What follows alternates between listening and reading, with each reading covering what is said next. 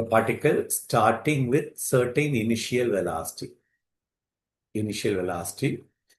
with an uniform acceleration covers a distance 12 meter in first 3 seconds. Okay.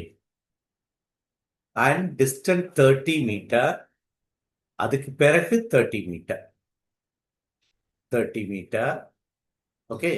In next, அப்போ இந்த final time வந்து 3 + 3 செகண்டா மாறுது. அப்போ total time distance வந்து 30 + 12 42 மீட்டரா மாறுது. இது ஃபர்ஸ்ட் பார்ட். செகண்ட் பார்ட்ல அதே போல யூன்ற இனிஷியல் வெலாசிட்டி, அதே ஆக்சிலரேஷன். ஆனா அது எவ்வளவு தூரம் டிராவல் பண்ணுது?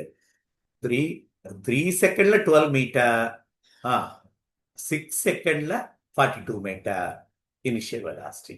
ஸோ இது அதே மோஷன் தான், அதே மோஷனுடைய செகண்ட் பார்ட். இது ஃபர்ஸ்ட் பார்ட். ஓகே, என்னது ரிலேஷன் வேணும்? இனிஷியல் வெலாசிட்டி v² = t கொடுத்ததுனால s = ut plus half at² நம்ம எடுக்கலாம். சரி, எஸ் எவ்வளவு? 12. இனிஷியல் வெலாசிட்டி u, டைம் வந்து 3 பிளஸ் half into a, ரெண்டு ஒரே ஆக்சிலரேஷன் அப்படி எப்படி கேன்சல் ஆயிரும். t² வந்து 9. This is equation number 1. First motion. First பார்ட்னா அந்த 3 செகண்ட்ல அனலைஸ் பண்ண. செகண்ட் பார்ட்ல அது வந்து 42 மீட்டர் டிராவல். அதே ஃபார்முலா தான் போடுறேன், 42 மீட்டர். அதே போல ut, u இஸ் அதே தான். அந்த t வந்து 6 செகண்ட், 6u பிளஸ் அதே ஆக்சிலரேஷன் தான். ஆனா டைம் வந்து 6:36. இப்ப நமக்கு என்ன வேணும்? u வேணும். ரெண்டு ஈக்குவேஷன் இருக்கு, ரொம்ப சிம்பிளா ஆக்கிடலாம். இது 9 இருக்கு, 36 இருக்கு. இதை 4 மல்டிப்ளை பண்ணா அதுக்கு பிறகு ரெண்டு ஈக்குவேஷன் ஆட் பண்ண இந்த டேர்ம் கேன்சல் ஆகி u ஈஸியா கிடைச்சிடும். அப்போ multiply equation 1 by 4.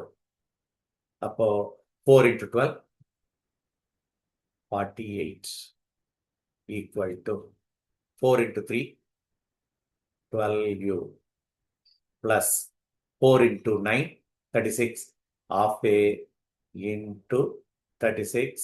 So let it be equation number 3. இப்ப என்ன பண்ண வேண்டியதான்? இந்த half a 36 கேன்சல் பண்ணா u கிடைச்சிடும். அப்ப 3 - 2 போட்டு 3 - 2 48 - 42 6. 12u minus 6u is 6u. அவ்வளவுதான். u will be equal to 1 meter per second is the answer. Okay.